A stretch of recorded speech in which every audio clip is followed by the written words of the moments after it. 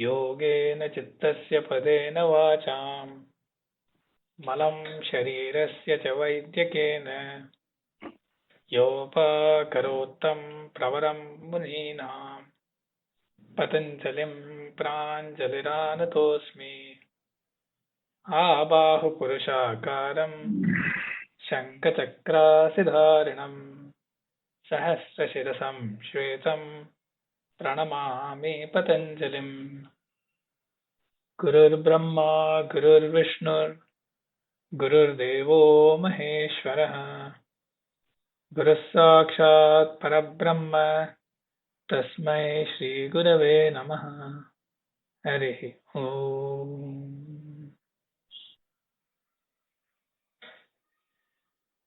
In the previous session, we had started with Sutra 3.44. Sthula, Swarupa, Sukshma, Anvaya, Arthavatva Sanyamat, Bhutajayah. And in the previous session, out of these five, that is the Vishaya, the Alambanam or the support for Sanyama that has been prescribed, so there were five aspects of the bhutas, of the elements. Sthula, Swarupa, Sukshma, Anvaya and Arthavatva. So out of these we had looked at Sthula and Swarupa last time by looking at the Sutra and then the Bhashya. So today we continue from where we left off, and the next one in that sequence is Sukshma.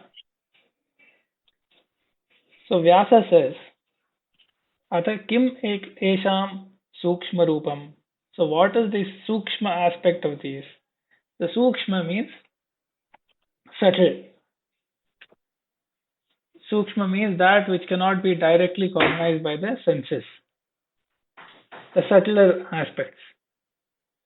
As it is also said, sakshat karanam sukshma rupam. So that which brings it as to the senses, that aspect which is the cause of something being available to the senses, but that aspect is not directly available to the senses. That is the subtle aspect. So that is sukshma rupam. So kim esham sukshma rupam. What is this sukshma rupa of these bhutas? Bhutas refers here to Prithvi, Aap, Tej, Vayu, Akasha, which is in English it is said earth, water, fire, air, ether. So what is the sukshma rupa? So Vyasa replies, he says, Tanmatram Bhutakaranam. So the Tanmatras, so we have seen this earlier, where in the Sankhya Yoga system, as the original Prakriti, it is said to evolve. So everything comes about through evolution or changes in Prakriti, which is known as Tattvantara Parinama, which brings about different entities. So Prakriti, from which comes Mahat, from which comes Ahankara, and so on. From then, Tanmatras and Bhutas and Indriyas and so on. So the Tanmatras is a Bhutakaranam. So the Tanmatras, which we have seen earlier, Shabda, Sparsha, Rupa, Rasa, Gandha, which form the objects of the Indriyas. The Indriyas, they don't cognize the physical objects directly. It is by cognizing their Sparsha, Rupa, Shabda, Sparsha, Rupa, Rasa, Gandha, which are those aspects which present the bhutas to the Indriyas. So the subtler aspects are known as Tanmatras. So Shabda refers to that which sort of the minutest, commonest element of sound. Similarly, Sparsha, which is for touch, and so on. So Shabda, Sparsha, Rupa, Rasa, Gandha are the Tanmatras, which are the subtle or the subtlest in this particular realm. And they are so Bhuta Karanam means for the Bhutas, they are the Sakshat Karana Swarupa, through which the Sakshat Kara, direct accessibility, graspability by the Indriyas happen. Those are the Tanmatras. So Tanmatram Bhuta Karanam. Tasya eko avayavaha paramanuhu सामान्य विशेषात्मा अयुत सिद्धावयव भेदानुगतः समुदाय इति एवं सर्वतन्मात्राणि एतत् तृतीयम्.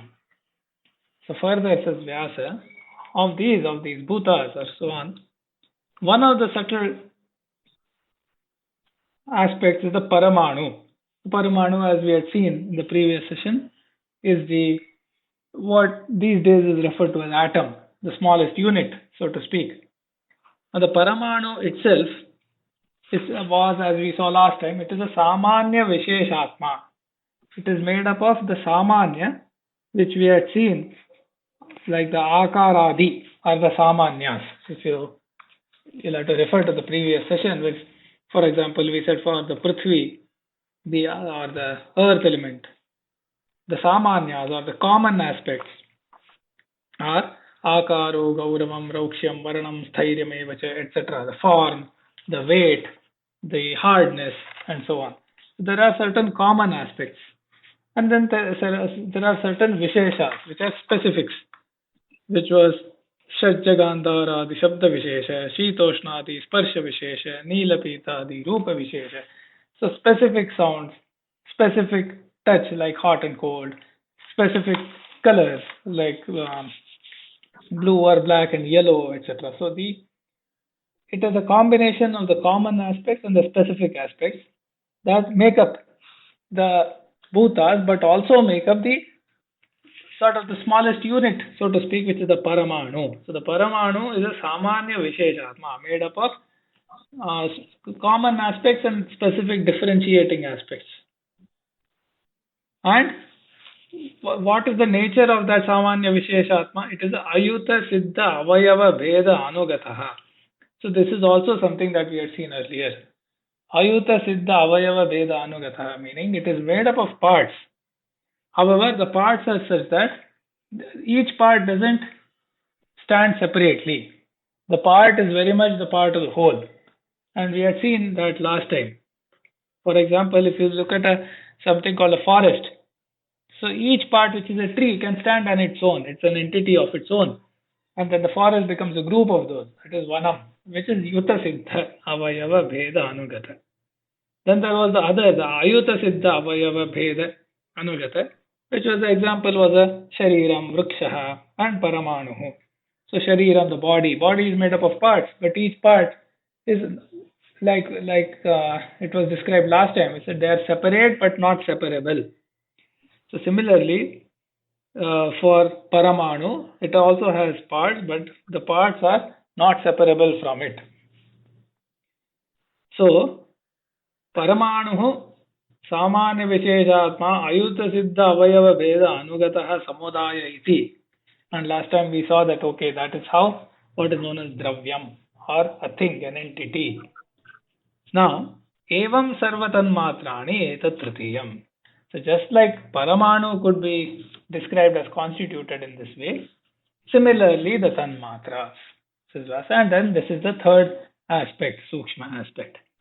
So similarly the tanmatra, it is said that the Prithvi has all the 5 tanmatras. So the element of Prithvi has all the 5. And then the Teja has 4 and so on. So here the tanmatras are also said to be samanya visheshatma as well as ayuta siddha avayava bheda anugataha, similar to paramanu. And then by this, the third aspect, which is sukshma, is also covered by Vyasa. So, dealing with the 5 forms of elements, we today have started to discuss the sukshma aspect, the tanmatra aspect,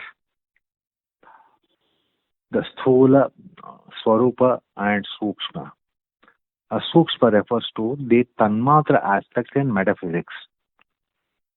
And it is advised that one should go back to the discussion that was made during the Sadhanapada Sutra which discuss the metaphysics, Vishesha, Avishesha, Linga Matra, Alinga. And there we considered this Rupa in quite some details. A point is this is the phase or plane of Tanmatra. Tanmatra. So these are Paramanus in Sankhya Shastra. And just now you heard about the characteristics of this particular phase. Now, just to recapitulate in very short way what we had discussed earlier, we had seen an example of the banyan tree, and the disciple asks, from where has this tree come? So the preceptor says, go and pluck a fruit. And he plucks a fruit, and he says, open the fruit. He opens the fruit. What do you find? He said, I find a seed. He says, take that seed and break the seed. What do you see? He says, I see tiny, tiny, tiny particles there. So, from those tiny, tiny particles, each particle is potentially there for the whole tree, huge banyan tree. And the disciple says there is nothing in it. And then he is told it is not to be called nothing, it should be called nothingness. So that's how the realm of metaphysics is introduced in Upanishadic form of teachings. So this is the Tanmatra Rupam, Tanmatra, that only. And these are 5 Tanmatras. And for convenience, we use it as Shabda Sparsha Rupa Rasa Gandha, but precisely it should be called Shabda Tanmatra, Sparsha Tanmatra, Rupa Tanmatra, Rasa Tanmatra, Gandha Tanmatra. So that one will not mistake these Tanmatra with the Vishayas, because Vishayas are also described as Shabda Sparsha Rupa Rasa Gandha. So 5 Vishayas are very, very gross. And so much gross that they are sensed by the senses. The 5 senses are there to grasp the 5 objects, such as Shabda, Sparsha, Rupa, Rasa, Gandha. But this is metaphysics. Now, this cannot be sensed like that because it is in the realm of metaphysics, and that too, what Patanjali calls it as the Sukshma Rupam. And therefore, the reference is here is to Tanmatra, which are Shabda Tanmatra, Sparsha Tanmatra, Rupa Tanmatra, Rasa Tanmatra, Gandha Tanmatra. And of course, the metaphysics was discussed, so it is advised that one goes back to really conceive the Sukshma Rupam mentioned here. And this was delineated in the Sadhana Pada. Okay. Now, the 4th one, which is Anvaya. So, Ata Bhutanam Chaturtam Rupam Khyati Kriya Sthitishila Gunaha Karyasvabhava Anupatinaha Anvaya Shabdena Uktaha. So, what is meant or referred to by the term Anvaya? He says this is the 4th aspect. And what is it? Khyati Kriya Sthitishīlaha Gunaha. So this refers to what commonly we say Sattvaraja-tamo Gunaha. So Khyati is Prakasha, the ability to illumine. So illuminating, bringing it to knowledge. So that is Prakasha. Alokayati iti. It makes it available to be known. So that is Khyati, the Sattva Guna. Kriya, that the aspect of bringing in change and activity. Sthiti, the aspect of non-changingness, stability, inertia, covering, so on. So Sattvaraja-tamo gunas, which is the very fabric or the constitution of all Prakriti, as we had seen in the Sadhana Pada 2nd chapter. Now, Khyati Kriya Sthiti Shīlaha Gunaha. So this is by Shīla, it means the Svabhava, that is the very nature of the inherent nature, inherent functioning of the gunas. of the three gunas respectively. So the sattva, raja, tamo gunas, they are of the nature of khyati, kriya and sthiti. So khyati is kriya, sthiti, shilaha, gunaha, karya, swabhava, anupatinaha, which means they are present, upasthitaha. Okay. So in the karyas, now karya means whatever comes about. So through bringing together. So for example, the activities of the gunas, the evolution of the prakriti has brought about these elements, and the elements by combining together have bring about things like the pot, the cloth, ghata, pata, as it is said. So all these things are karya because they come about by putting together certain things or coming together of certain things. So karya swabhava anupatinaha. So in that,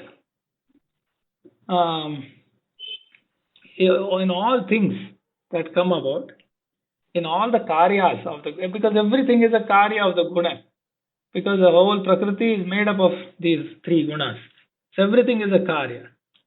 So now they are present in all these karyas. So karya swabhava anupatina, they are present and they bring about their own specific qualities. So the sattva guna will bring about the sattvic nature of it. The rajoguna will bring about the rajasic nature, the changingness. The tamoguna will bring its own solidity, covering and so on. So karya swabhava anupatina, forever present everywhere. So this aspect of the bhutas themselves are made up of sattva, raja, tamo gunas, and therefore there are each guna, there is a sattvic aspect to each, the rajasic aspect, tamasic aspect to each. That aspect of looking at the bhutas, that is known as the anvaya. So he says that is anvaya shabdena uktaha. So when that particular aspect, so we have seen the stula aspect, swarupa aspect, sukshma aspect. So when somebody refers to the anvaya aspect, they refer to the aspect of it which says that the bhutas are, after all, finally, in the ultimate analysis, constituted of sattva, raja, tamo gunas, which are of the nature, respectively, of khyati, kriya, and sthiti. So that is this fourth aspect of the bhutas.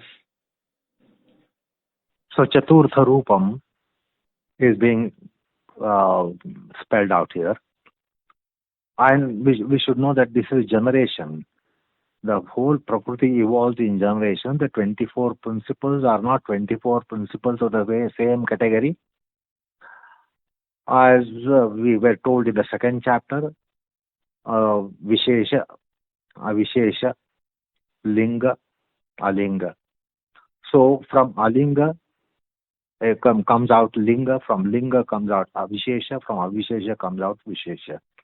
So these are generations, and this is the final cause. Because the sthula comes out of sukshma, swarupa, and then swarupa comes out of sukshma, and sukshma comes out of this, which is called concomitance, anvaya, of what? Of trigunas, sattva, raja, tama, also referred to as prakasha, kriya, sthiti, also referred to as khyati, kriya, sthiti, also referred to as shanta, ghora, mudha. So these are the three gunas are spoken of because they are material cause, they are creative cause of everything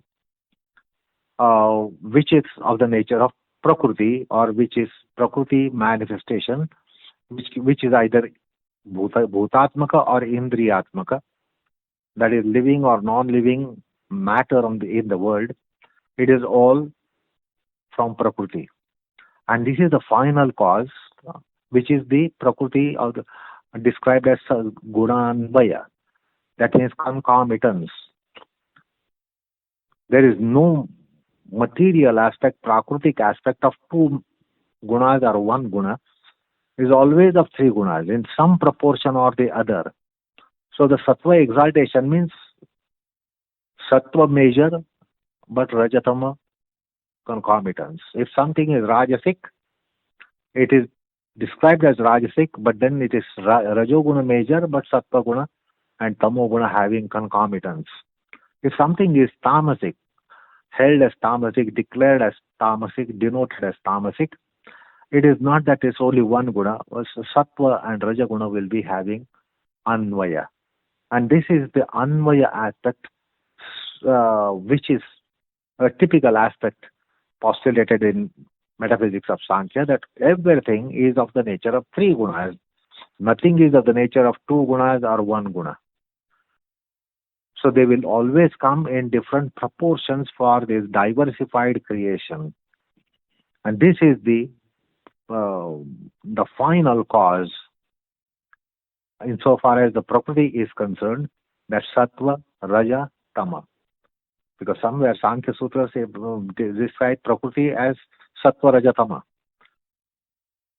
Creative cause is also described as Sattva, Raja, Tama. And that is the Anvaya. They are always in concomitance. They always stay together. No manifestation is of uniquality or biquality, but is always of triqualities, Sattva, Raja, Tama. And that's why the word Anvaya comes here. And the Anvaya is the form of everything. So from Anvaya, Gunanvaya, comes this Sukshma Rupam. From Sukshma Rupam, you get the Swarupam, and from Swarupam, you get the Sthula Rupam in 5 elements, which are Prithvi, Aptej, Vayu, Akash. So this is the Gunanvaya phase that is spoken of in the term Anvaya. And all these are Samadhi objects. These are not empirical objects.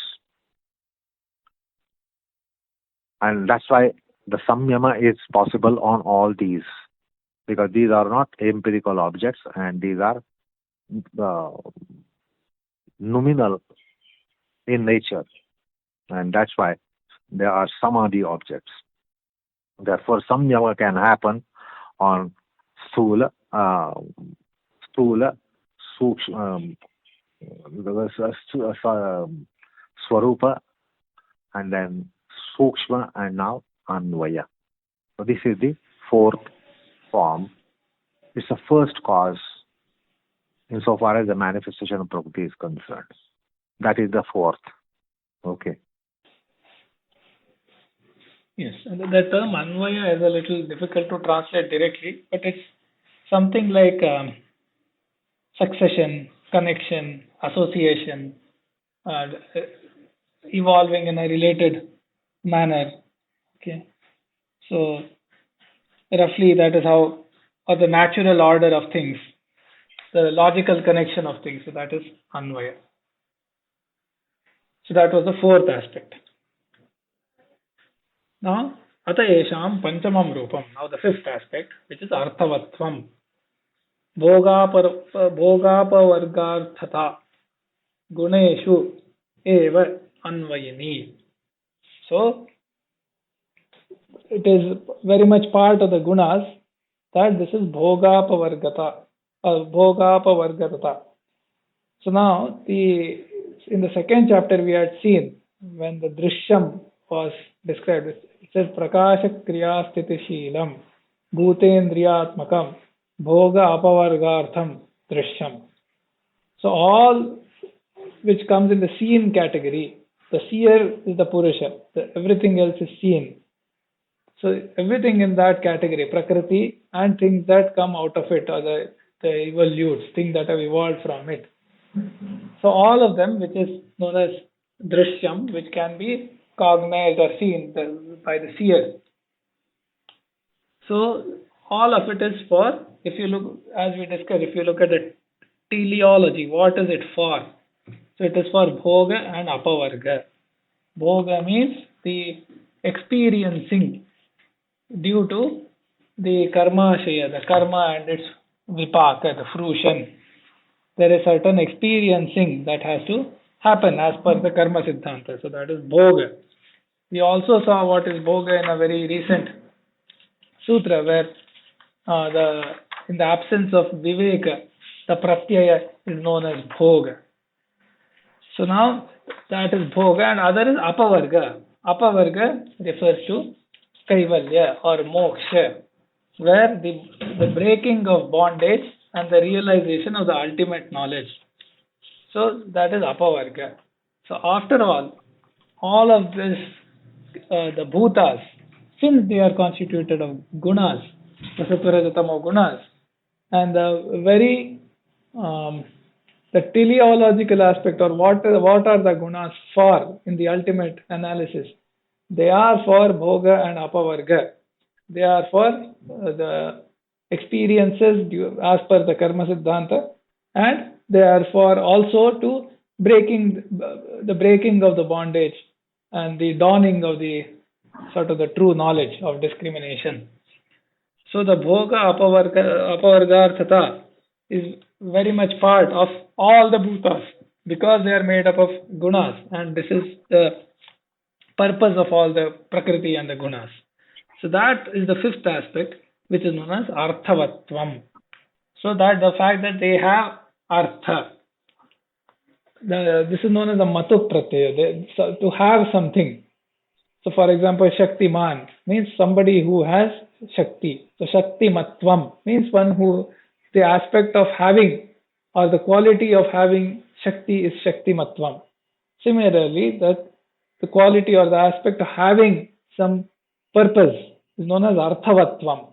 So what is the purpose? The bhoga and the apavarga is the purpose, and this arthavatvam is the fifth aspect. As one is doing sanyama or getting sort of doing the dharana, dhyana, samadhi over the bhutas, the arthavatvam of them is the fifth aspect. That is the panchamam rupam. So again, this is, as you heard, it is not from the causal aspects of the prakriti. This is arthavatva, the purposiveness, the combination of prakriti purusha. The prakriti purusha samyoga opens out the arthavatva or purposiveness, purposefulness. In the vast universe, we might see so many things as useful or useless. And this is very parochial view or tunnel view taken by practical minded human being, that something is useful, something is useless. In this vast immeasurable universe, however, nothing is purposeless. Everything has a purpose. That's why it is cosmos. And it seems to be that so many things are of no use for us. They may not be used for us, but they have a purpose. Nothing is purposeless. And there is no superfluity in Prakriti. Prakriti is infinite, immeasurable, but there is no superfluity in the sense having no purpose. The purpose is always there for anything in this universe. That is the arthavatvam. And you just have heard about teleology, and we had long discussion about teleology in the sadhana pada. That bhoga apavargarthata is there always in prakriti, in the drishya category. So the prayojakata is the important cause. Although it is not a material cause for the entire prakriti to evolve, this is a kind of instrumental cause because of which the whole creation has taken place. And the purposefulness is for Purusha Tattva. There are many things which are useless for us, and there are many things which are purposeless for us as human beings. But it serves the purpose of Purusha Tattva. Purusha Tattva manifests in so many forms on all the planes in the universe. That's why, if you recall, we had mentioned that the life is not only on the planet. We have our kind of life on the planet, but the entire universe has a purpose for Purusha Tattva, Atma Tattva. And that's why it is the final form of the bhutas, that there is purposiveness, purposefulness. Purpose of whom? Purpose for what? Purpose of Purusha. Purusha Tattva, metaphysical entity of living principle. And that's the fifth and final form of the Mahabhutas. Okay. So this is the fifth aspect. Now, Gunas Tanmatra Bhuta Bhautikeshu iti Sarvam Arthavat. So that is the summary of the Arthavatvam, which is the Gunas, the Tanmatras, the Bhutas, and the Bhautikas. Bhautikas means all the things that are made up of the Bhutas, like the various, the pot and the cloth and the tree and everything else. Those are Bhautikas. So Bhautikeshu iti Sarvam Arthavat, because this applies to all of them. All of them are made up of Gunas, and Gunas have this dual purposiveness. So the Arthavatvam applies to all of those. Now, Teshu Idanim Bhuteshu Panchasu Pancharupeshu Sanyamat Tasya Rupasya Swarupa Darshanam Jayascha Pradurbhavati. So he says, now for these 5 bhutas and 5 aspects, which is the Stula, Swarupa, Sukshma, Anvaya, Arthavatva that we just saw, the 5 bhutas and the 5 aspects of each of the bhutas, on doing Sanyama, which we know Trayama Ekatra Sanyamaha, 3 Dharana, Dhyana, Samadhi, the triad is known as Sanyama. So on having Sanyama on them, on attaining Sanyama on them, Tasya Rupasya Swarupa Darshanam. So each aspect of each bhuta, you get a Swarupa Darshanam, a direct realization of the essential nature of it, of the essential nature of each aspect of each of the bhutas. There is a direct realization that the yogi gets. Swarupa Darshanam. Jayascha. And Jaya means winning over it. So there is a victory over it. So there is a certain control, lordship over it. So Jayascha Pradurbhavati. So that emerges. So that manifests, that emerges. So Teshu Idanim Bhuteshu Panchasu Pancharupeshu Sanyama Tasya Rupasya Swarupa Darshanam Jayascha Pradurbhavati. So the Jaya is the Siddhi, and the Swarupa Darshanam, the complete knowledge, that is part of the Samadhi process. So as we have seen in the Vibhuti Pada, from every Sanyama, there is a complete understanding and realization, and furthermore a certain Siddhi. So here there is Swarupa Darshanam, of course, and Jaya.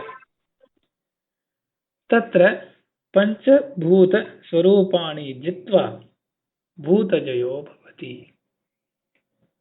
So now each of the Swarupas of the 5 bhutas, having conquered them, Jitva Bhuta Jayo Bhavati. So for all 5 aspects or of all 5 bhutas, when all of that has been conquered, so to speak, Jaya, then that is known as Bhuta Jaya, because the entire collection of bhutas and their aspects has been won over, conquered, so that is known as Bhuta Jaya. So Bhuta Jayo Bhavati.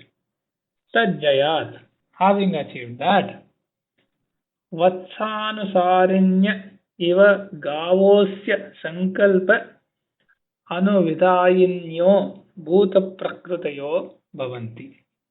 So Tajayat, having attained that Bhuta Jaya, Vatsanusarinya iva gavaha, which means, so again a nice analogy, just like the mother cow will follow the calf wherever the calf goes in order to serve its needs and protect it. Similarly, Sankalpa Anuvidayinyaha Bhuta Prakritayoho, so Bhuta Prakritayaha Bhavanti. So similarly, just like the mother cow will follow the calf, similarly, the bhutas and their prakriti. The prakriti means from the tanmatras, from which the bhutas evolve. So bhuta prakritayaha. They will follow the sankalpa of the yogi. So they will follow whatever the yogi wills. See, often it is said desires, but it's not exactly desire, it is a will. So whatever the yogi wills, the bhuta and the tanmatras will follow that accordingly. Just like wherever the calf goes, the mother cow will follow and will not abandon. Similarly, the will of the yogi will be followed by the bhutas and the tanmatras. So there is a great attainment because it is a complete lordship or conquering of all the physical aspect of the matter, the tanmatras and the bhutas will follow the will of the yogi. So, similar to the mother cow following the calf. So the sankalpa anuvidayanyah bhuta prakritayah bhavanti. So that is known as bhutajayah. And now we understand the sutra. Stula swarupa sukshma anvayarthavatva sanyamat. From this sanyamat, the yogi has bhutajayah. And we just saw what is this bhutajayah. So, by samyama, it is not only realization that the yogi realizes Prakriti essentially, knows the Prakriti essentially, understands the Prakriti essentially. It's not just understanding, but when the sakshatkara takes place, when realization, revelation of the tattvas take place through samadhi process, also he gets the Prakriti Jaya. He conquers the Prakriti by samadhi process. While in our empirical process, all that we know doesn't come in our grasp. We merely know it. We may even realize it, but it doesn't come under our grasp. We don't become monarchs. We don't become masters. We only know it. It's only knowledge that we have. But when the knowledge comes out of samadhi process with reference to the bhutas, panchamahabhutas, there is that bhuta vashikaranam. The bhutas, the mahabhutas, the elements come under his control.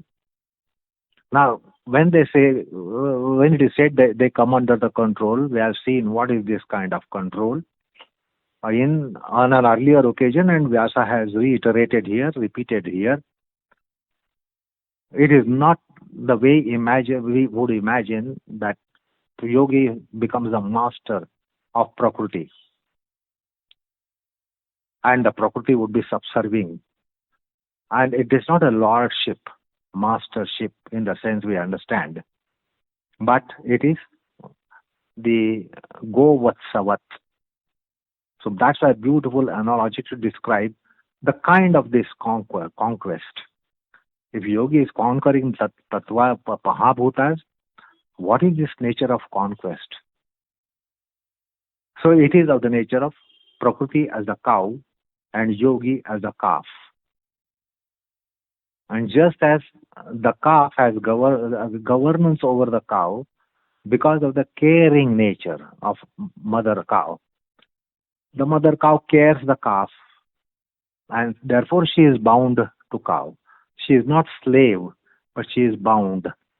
Similarly, in case of a yogi, the Prakriti is bound that way. So relationship is of the nature, not of the nature of the master and the servant or lord or the subservient, but of the nature of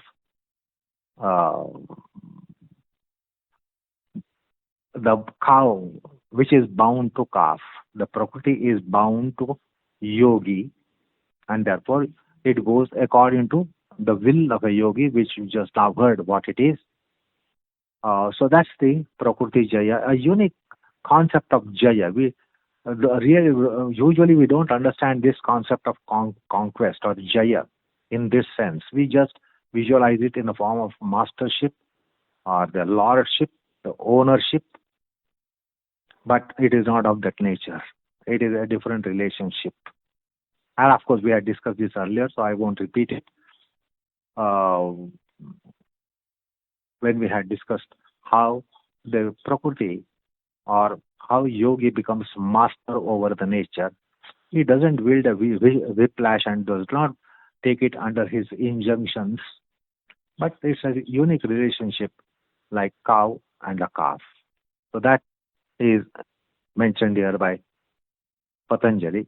The point to note is that when there is samyama and sakshatkar of panchatattvas, there is also conquest, and not just swarupa sakshatkar, but there is also bhuta jaya. That is an important point to be noted. Okay. So with that, we finish looking at the sutra and the bhashya of 3.44. Then we continue to 3.45. So the sutra 3.45, it says, tato'ṇimādiprādurbhāvaḥ kāyasampattaddharmānabhighātaśca or tattadharmānabhighātaśca. So tataha, from that, after having attained the bhuta jaya, ṇimādiprādurbhāvaḥ, the animadi siddhis. So we will look at what that is, anima, laghuma, etc. There is the 8 ashtasiddhi, it is often referred to as. So those siddhis come about, pradurbhavaha. And kaya sampat. So we will also see what that is. So sort of the glory from in terms of the kaya. Kaya means the body. So glory is with respect to the bodily form. And taddharma anabhighātaśca, without being affected by the characteristics or the attributes of the bhutas. So that also we will see. For example, the solidity of the earth element doesn't stop the yogi, doesn't obstruct the yogi, etc. So taddharma anabhighātaśca. So this is in continuation. So from the previous Sanyama, there is the Bhuta Jaya, and further, there is the ṇimādiprādurbhāvaḥ kāyasampattaddharmānabhighātaśca anabhighātaśca. So that is Sutra 3.45. And the Vyasa's Bhashya will elaborate on these aspects. To start with, we will look at the Animadi Siddhis. What are these? So Vyasa begins. He says, he will now describe each of the 8 Animadi Siddhis. He says, Tatra Anima Bhavati Anuhu. So the Anima is a Siddhi where the yogi can become minute in size and dimension, just like the Anu of atomic size, so to speak. Laghima Laghur Bhavati. So the Laghima is a Siddhi through which the yogi can become very light, like a feather, light in weight. So that is known as Laghima. So the ability to be small or minute, the ability to become very, very light like a feather. Mahima, Mahan Bhavati, to the ability to become huge in size. So there are stories in the Puranas, even stories of Hanuman, where he in Ramayana, where he becomes very small, enters the mouth of Surasa, then he becomes very large and jumps over the ocean and so on. So Anima, Laghima, Mahima, Mahan Bhavati, becomes great, gigantic. Praptihi. So what is Prapti? Angulyagreenapi sprishati chandramasam. Just by the tip of the finger he is able to touch the moon. So Prapti means the ability to reach. So that is being illustrated by saying with the tip of the finger he can touch the moon. So that is Prapti, the ability to reach anything. So these 4, Anima, Laghima, Mahima, Prapti, usually are said to be part of the Sthula Sayyama Jaya. So from the Sthula aspect that we saw in the previous sutra, from Sayyama, from that, the Jaya leads to these 4 siddhis. Sthula Sayyama Jaya, Chatasraha Siddhayaha Bhavanti iti. Now further, Prakamyam. What is that? Ichha Anabhighātaḥ. So, this is from the Sukshma aspect, the Sukshma Sayyama Jaya. From that, Prakamya means the Ichha Anabhighata, whatever is the Ichha, whatever is the will, that is unobstructed. So having an unobstructed will, that is known as Prakamya. So Prakamyam, Ichha Anabhighataha. So that is the fifth. Then he says, Bhumau Unmajjati Nimajjati Yathodake. So what is this Anabhighata?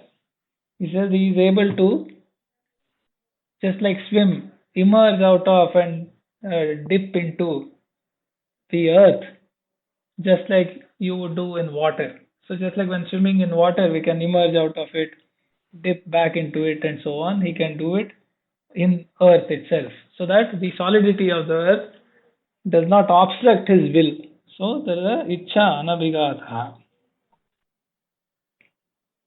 Then Vashitvam. So now from here onwards it is said to be from the, this one is said to be from the Swarupa Sayyama, which is Vashitvam. Bhuta Bhautikeshu Vashi Bhavati. And Anvashyascha Anyesham. So he becomes a Vashi. So he has complete control over the Bhuta and the Bhautika. The Bhutas and everything made up of the Bhutas, that are made up of the Bhutas. He has a Vashitvam. Means they are under the yogi's control. So that is Vashitvam. And furthermore, Avashyascha Anyesham. The yogi cannot be controlled by any other. So that is Vashitvam. So he has control over the Bhuta and the Bhautika, and the yogi himself cannot be controlled by any other. So that is Vashitvam. And it is said this is from the Sukshma Sanyama. The Sukshma Sanyama, as we saw, was on the Tanmatras. Then Ishitritvam. So this is said to be from the Anvaya Sayama. Ishitritvam Tesham Prabhavapyaya Vyuhanam Ishte. So that is known as Ishitritvam. Ishitritvam means lordship, so to speak. Right? Ishvara Bhavaḥ. So that is Ishitritvam. So he has Ishitritvam, or you could say Ishitvam, from which their emergence, so the Utspadanam, so the emergence of them, so that is Prabhava. Apyaya, meaning their going away. So the emergence, the going away, or so to speak, Vinash or destruction, and their sustenance. He has lordship over all three. So that is Prabhavapyaya Vyuhanam Ishte. So he has lordship. And then there is this is said to come from the Arthavatva Sanyama. There is a Yatra Kamavasayitvam, which is the eighth. Yatra Kamavasayitvam, which is Satya Sankalpatha. Yatha Sankalpaha Tata Bhuta Prakritinam Avasthanam. So Yatra Kamavasayitvam, meaning whatever his Sankalpa, so that is Satya Sankalpa. It is often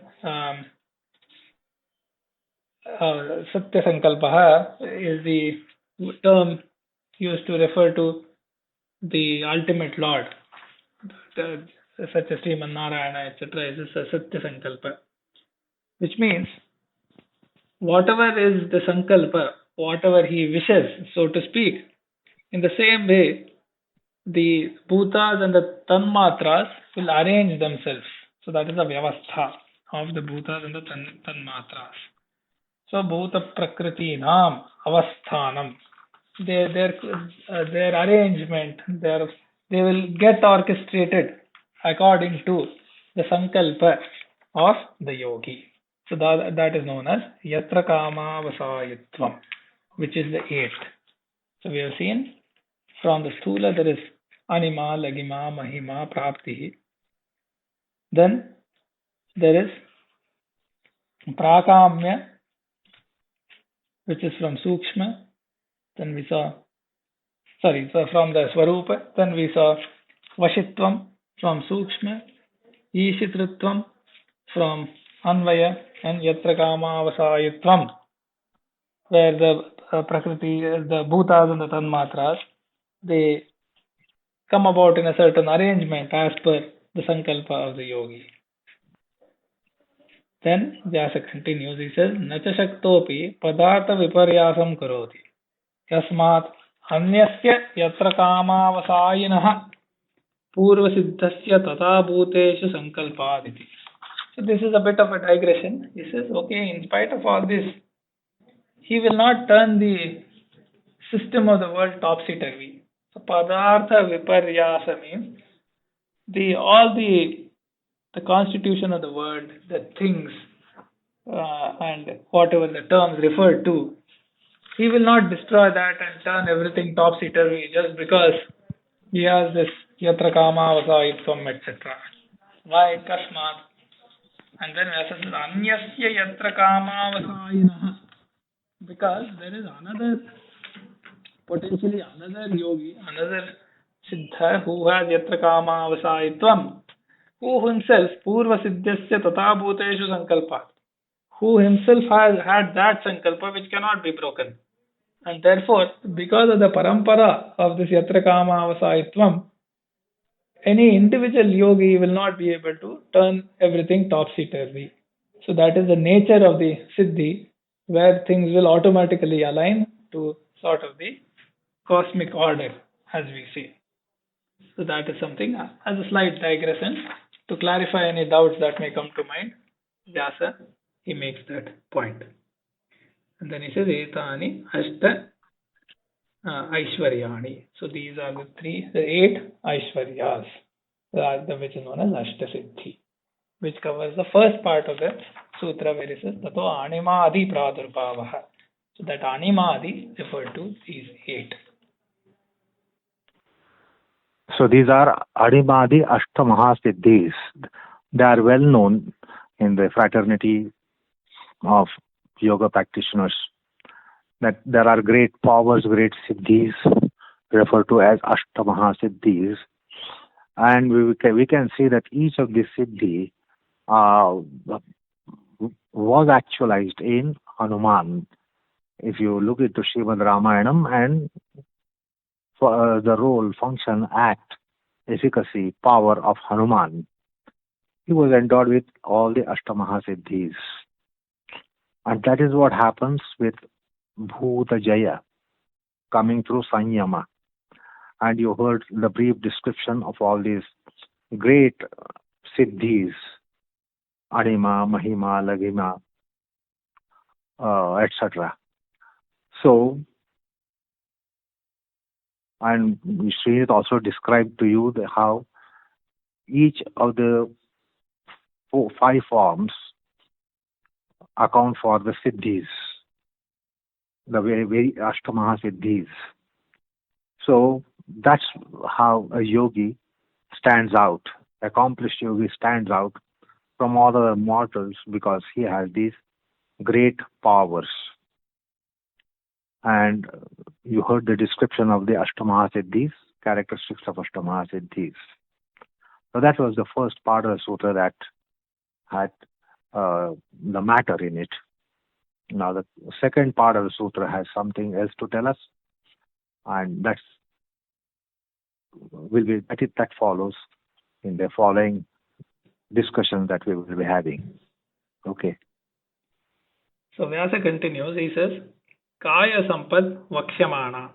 So this thing called kāyasampatta, which is part of the sutra, he says that will be covered later. So we will see that in the next sutra.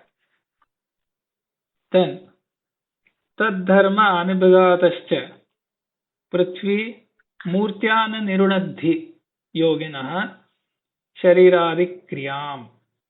So what is this tadharmānabhighātaśca? So the properties of the bhutas will not obstruct the activities of the yogi. For example, the murti, or the form, the solid form, that is the aspect of the prithvi, or the property of the prithvi, nirunadhi, which it does not obstruct the activity, yoginah shariradikriyam. The bodily activities of the yogi is not obstructed by the solidity of the prithvi element. Shilam api anupravishati iti. So the yogi can even enter a rock. The solidity of the rock will not obstruct the action of the yogi moving or entering it. Napaha snigdhaha kledayanti. The liquidness of the waters will not make the yogi wet. So napaha snigdhaha kledayanti. Nagni rushno dahati. The hot Agni, the fire element, and its heat will not burn the yogi. Na vayuhu pranami vahati. The vayu, the wind element, which is pranami, as we had seen, it can carry things. That comes from the verb from ni nayati, carry, take. So pranami, prakarshena nayati iti pranami. But the wind element, which can carry each and everything, will not be able to, or will not carry the yogi with it if he doesn't wish to be carried. Na vayuhu pranami vahati. Anavaranaatmake api akashe bhavati avratakayah siddhanam api adrushyo bhavati. So the akasha element, which does not have the ability to cover, it is anavaranaatmakam. It cannot, it does not cover. That is its very fundamental property, as we had seen in the description of the akasha. So even though it does not cover, it cannot cover, the yogi can have himself covered. Akasha api bhavati avratakayah. He can cover his body away, so that siddhanam api adrushyo bhavati. Even the siddhas who have these extraworldly powers, even they won't be able to see him. He will become invisible to them as well, because he will be able to cover away his body even in the akasha. So essentially, none of the dharmas or the properties of the five elements can obstruct the bodily activities or any of the will and the functioning of the yogi. So, and for each of the element, having picked one of the properties, Vyasa has explained what is the dharma anabhighata aspect that the sutra is talking about. So this covers the entire sutra, where one part of it, the kāyasampattaddharmānabhighātaśca, will be covered in the next one. But other than that, we have seen tato'ṇimādiprādurbhāvaḥ kāyasampattaddharmānabhighātaśca. So that is Sutra 3.45 and its bhashya. So dharma anabhighata aspect is interesting, because our desires are shattered, our wills are shattered by the dharma of prakriti.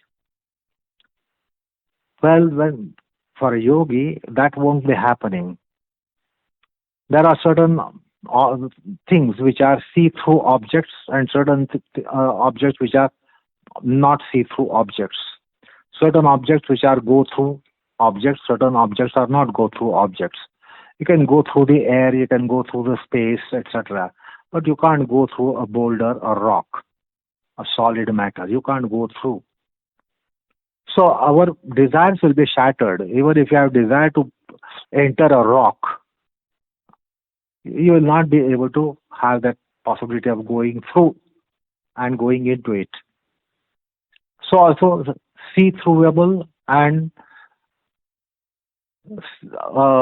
unsee-throughable.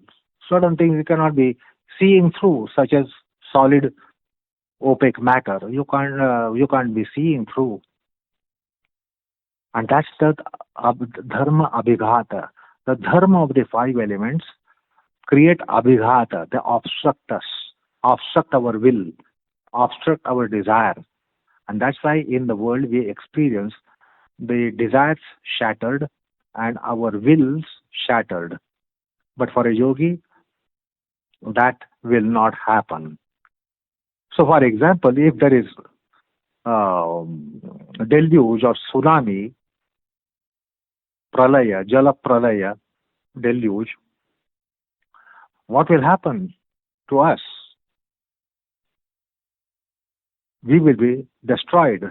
We will not be able to withstand a deluge. We will not be able to withstand inferno. The fire will burn us and inferno will destroy us. Vortex, it will blow us. So we know in vortex everything is blown away. But yogi will not be blown away. He is not obstructed by the dharma of the five elements. And we are indeed. So dharma anabhighata.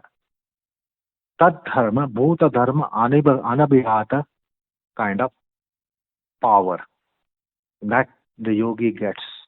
And therefore his will is never shattered by the natural aspects of Prakriti. What is not go throughable, he is able to go through. What is not unseeable, he will be able to see through.